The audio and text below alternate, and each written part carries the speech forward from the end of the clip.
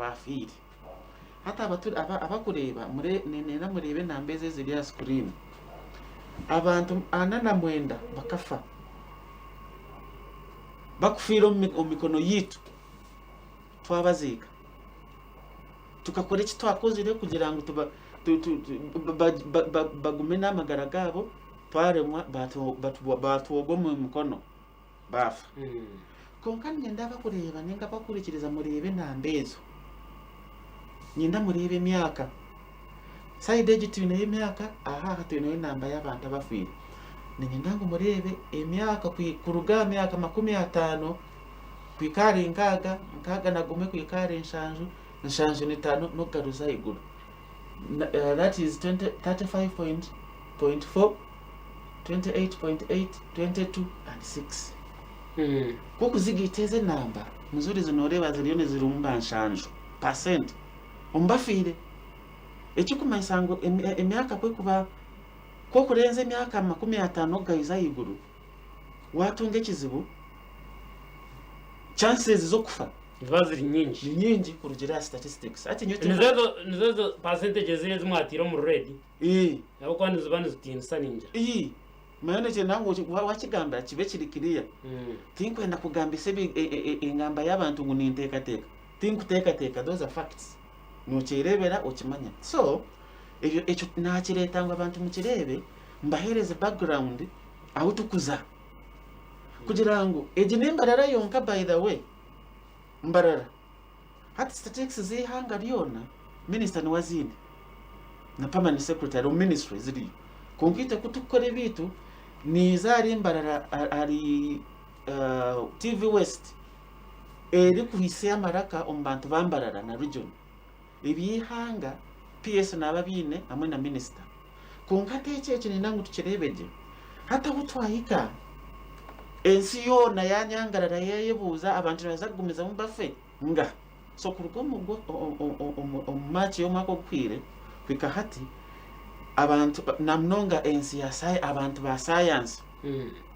bakwatanisa bateka resources together bagira ngo hati tukoreki baronda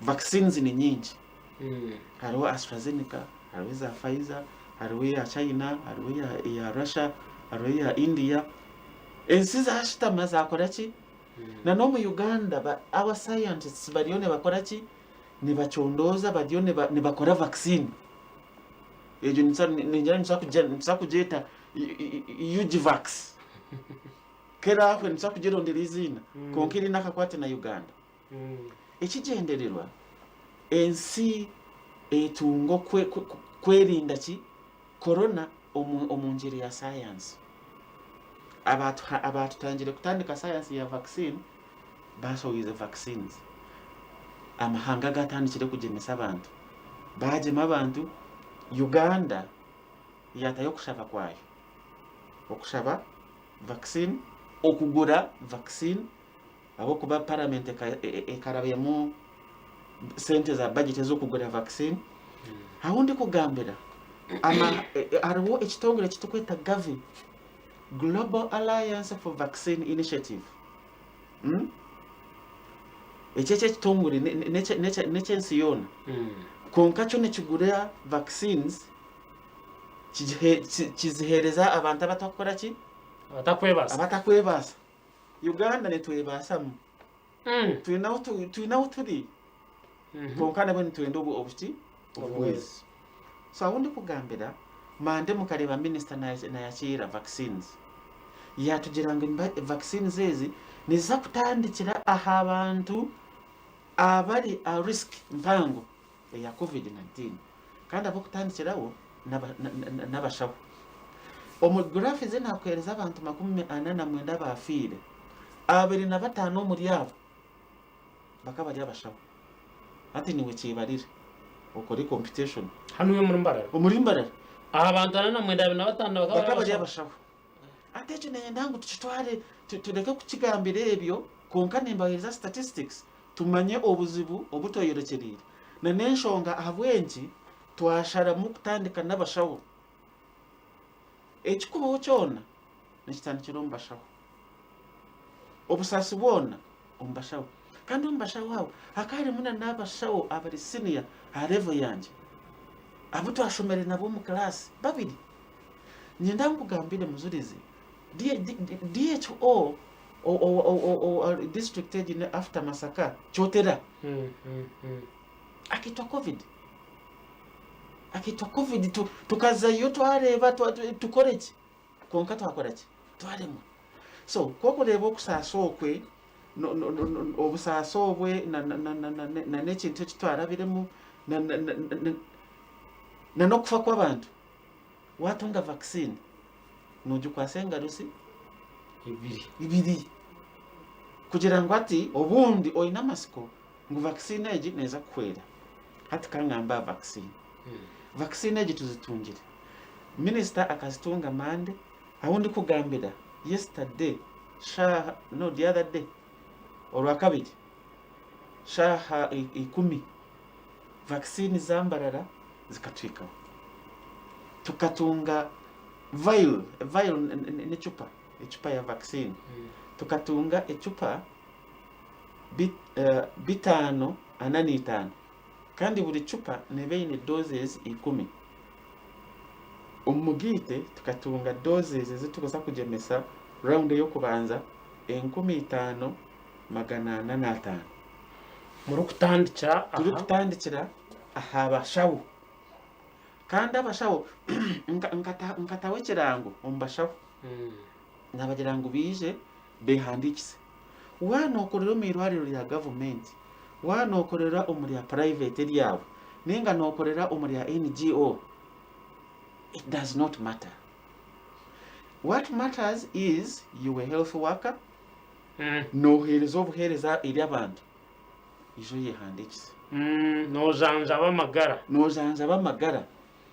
abo kuba wanojanja b'amagara omuntu kwarashashe we naza kuronda ahakuza kumurawukira kutunga obuhereza oba yaje no omuri ya government oba yaje no muri ya private oba yaje no nkai konka kwarashange wogwe wena nabari at risk so tukagira ngo abashawo mwena mwize mwehandikise tukatwine biro bibiri aba government nkambine record zinzine kikaba cyanguye aba NGO especially abatukweta private not for profit PNFPs bakarauka konki ina abantu abagizire abakantu ketukweta doubt okubanganisa ubona namazima vaccine eza kwiza ninga doctor yabiyeye hatawo bakwata mu ebigeri tebera henjetse konka inda kubagambira ndikureba mu kamereje kora abori omushaho ori mu private ori mu government ori mu NGO whatever konko ori omushaho kwata muhanda wiza district oije na nebintu ebi oije na identity eri kworeka ngo ori omushaho manya buri omwana ndakubona nabasa kwenda kuba omushaho abwiro konko oije na ekikworeka ngo ori omushaho nini kora abo jine ojizane ekyakashatu ni contact ninteekateeka ngu buri mushaho areveji aine esimu konka kyakuba wongu tujine esimu ekagwa mu miizi omwana akagitera akisiika baba at least oije na nesimu ya munywani wawe your close relative your next of kin ekitukwendeza esimu wane twenangu tukumanye ngo oli omushaho ekyakabiri dozi ni ibiri twakuhereza doze yo kubanza tukuhereza akakadi tukandika mu bitabo byitu haraba weeks 8 emyezi ebiri tugaruka tukora ki tukweta nitukandikira akakadi akutukuhereza tandikayo details zawe nekitukweta return date konka abantu nebebo omuhereza return date ojangu nozagaruka mu birebi na neki azo mu mirimu gyeri ahugirayo konka twatwine contact netukuterera esimu tukwizusya abukuba ekinashe nakintu kikuru munonga abaturikiriza n'abakureba vaccine science nekozesa kitukweta booster doses ko kutunga doze yo kubanza immunity yawe ejiyaro rengo lwa 50% ejisya ari 70 okitunga doze ya kabiri ekuyari 70 ekuyisya ari 90 until when you reach 95%, at that level, you flatten off, otunga constant protection. So watunga doze emwe, no wati wamarayo kiriye tukwenda, kwisia arurengo orukubasa kukurinda omumagara gawe. So, vaccine tuzitungire. Omukashesha akananenjisha natunga communication twantegereza logistics. Logistics meaning empapura. Ebitabe bite register zitarahandikemu na nekikuru munonga akatukweta consent form. Muzuri zitinkuza kujema vaccine. Hajira habi bari skeptical. Ashiro abantu abakirimu abari skeptical ne babanganisa. There is a lot of propaganda in the social media out there. There are so many theories talking about these vaccines. There are so many things talking about Africa versus Europe and America. There are so many things. Can't even think when kubizam. And for that reason, therefore, even the minister, even the president, insisted and said, it is a free will. Muzuri zawajira mtinkwenda vaccine. Tarwara kujema kutwara kula. Kwa sachi vaccine. Konkari izo kuteza vaccine. Naza consentinga, naza kuichiriza kukora chi kujikozesa.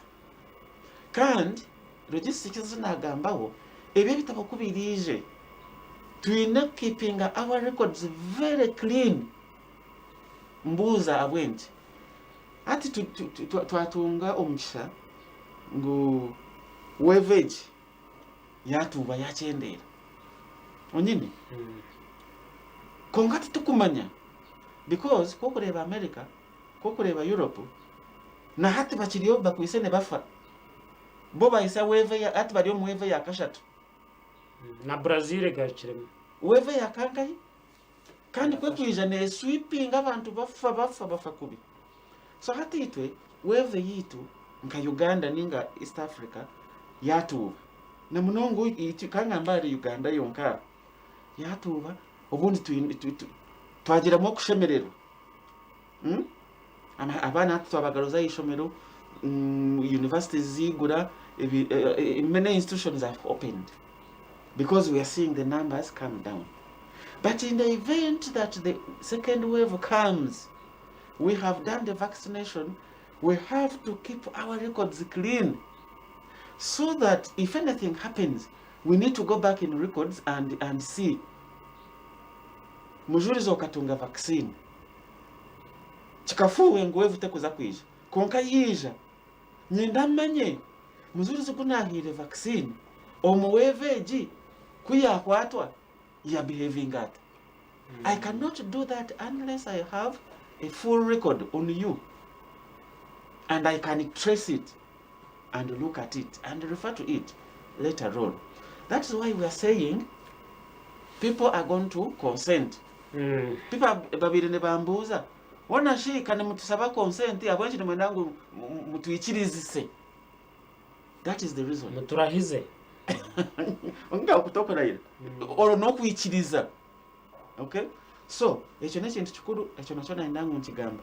Hati consent obuziza nyenshakale. Turakatana. Nyenshakale twaza kuronchinga. Nza kuronchinga nka ko warebere ne baronchinga Kampala mulago.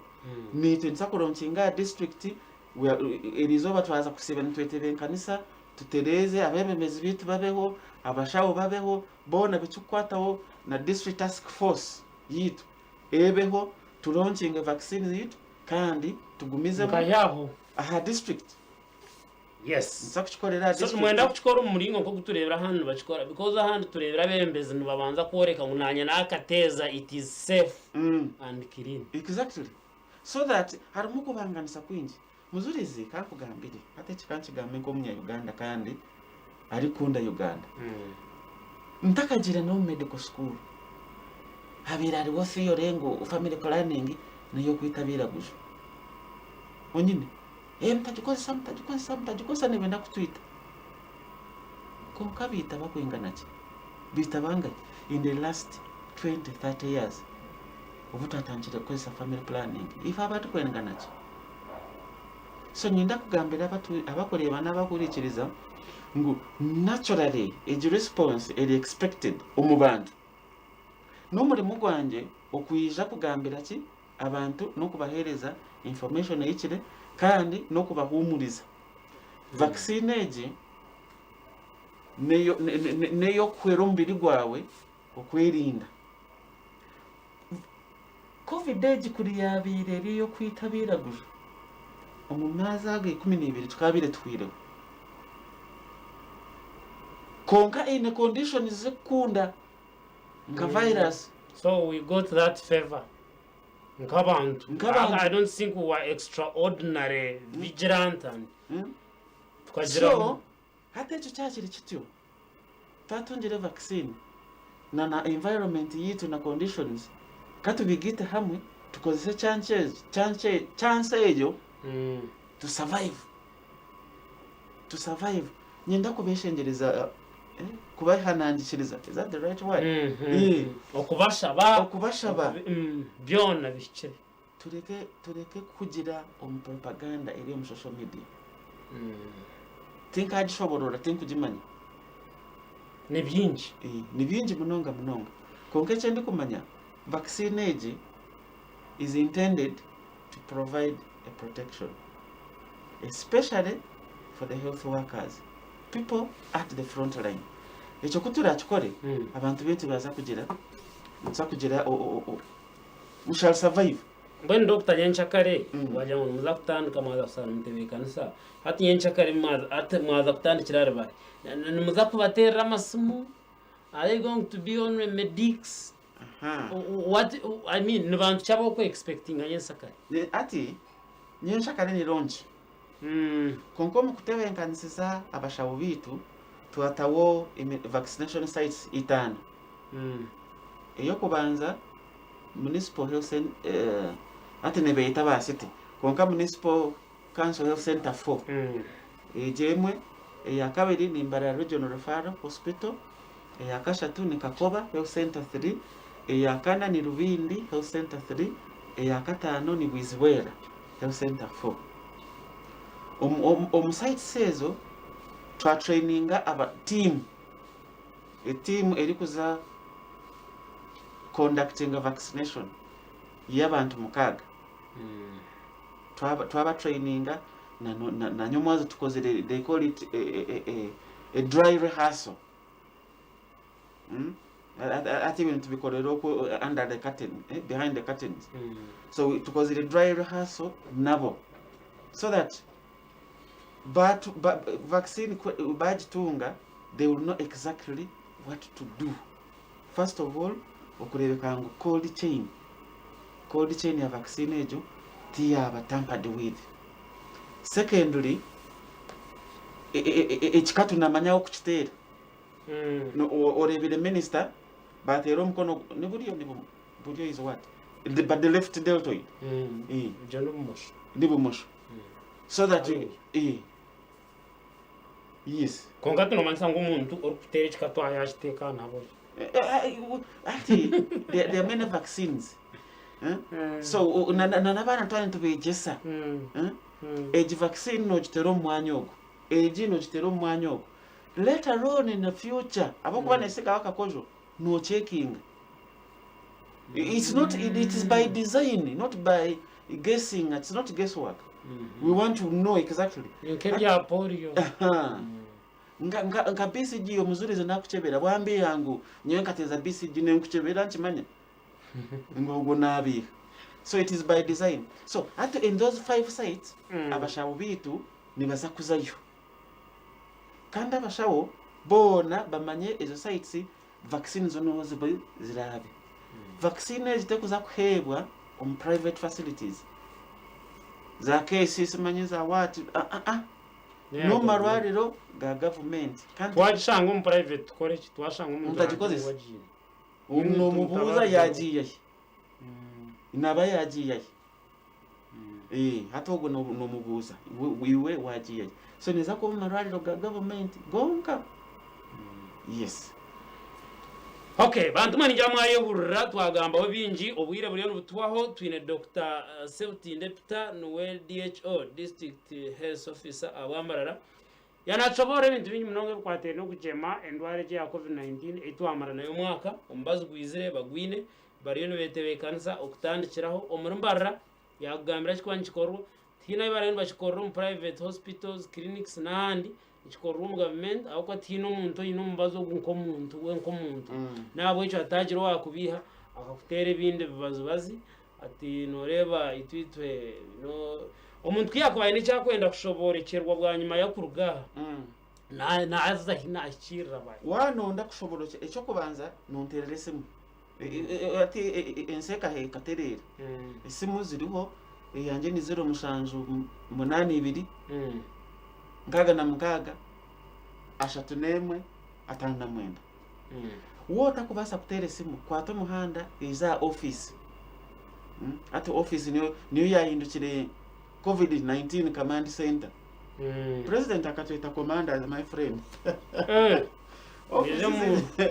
offices zitu za command center ati ko kwiza DHO's office nuza kushanga wo team na nantariho iyo nobuza nuza kushanga wo team they will attend to you.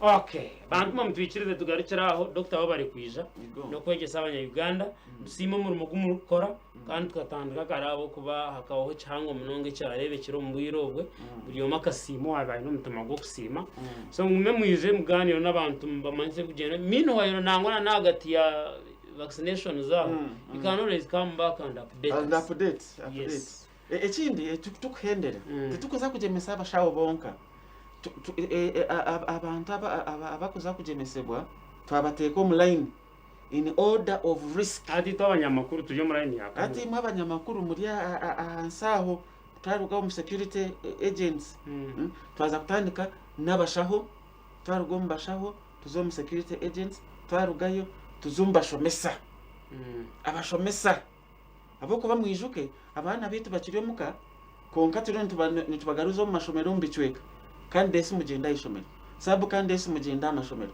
twarwo mu Easter abandi baza kuzamashomero so abashomesa bakwandorenga abana bitu nabo ntonamwe twakoreki tubagemese twarugaho tugaruzewo abakikuru n'abagurusa abakikuru n'abagurusa abo kandi abo noreba ati bingi munonga rero twarwo muri yabo hati tugenda abanyamakuru aho mu kutahiramo so in that order kandi nshaka kuchikora mu phases vaccines kuzikwija tugaruzaho phase iri kuratu twatunga vaccines phase ndijo vaccines phase ndijo bro mena za kora ki naza kwicibwa okay nicecho bantu mwe nicecho wana ndakutunga amakuru okwetegereza okurukusingaho no basakutera simu kukiyagamba ninga shabashikira office yabo obuze ebiruko yongeraho mwe bari munonga gumaho numureba program eji Sisiimuka kandi haza kurata eby'emizano okuseshaisha turabe ntwendera mwe bari kureba TV West no kugira ikimuyamo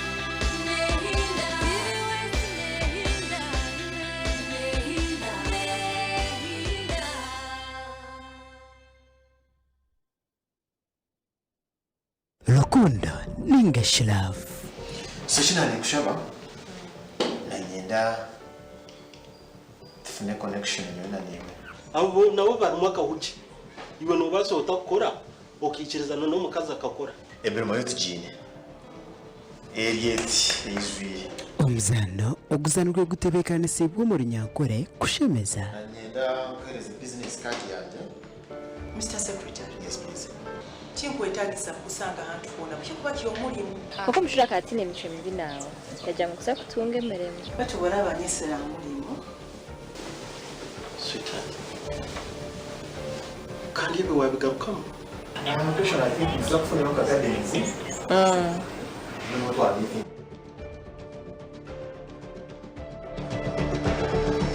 Rukundo neza n'urukubanza kusiro wa kashatu shayinaze kiro kandi garakamo urukubanza kusiro wa kashatu shayishatu n'ecweka zihangwe TV West honka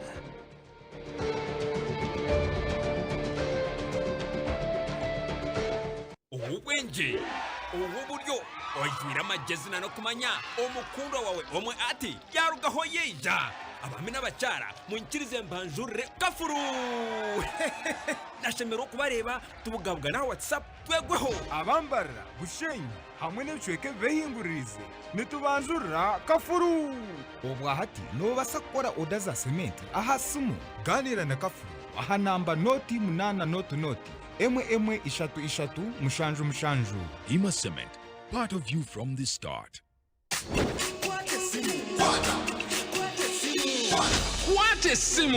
Kw'omubazi! For the first time in Uganda, you can pay in installments and own a smartphone instantly. Get to own the Samsung A3 Core, Samsung A01 or Samsung A11 and pay back in either daily, weekly or monthly installments for a period of a year. To check if you're eligible for the offer, dial *284*49# today. You also enjoy free 500 MB on the purchased phone every month for the entire loan repayment period. Uganda, you ma! Airtel, the smartphone network, in proud partnership with MasterCard, Samsung, and Asante Financial Services.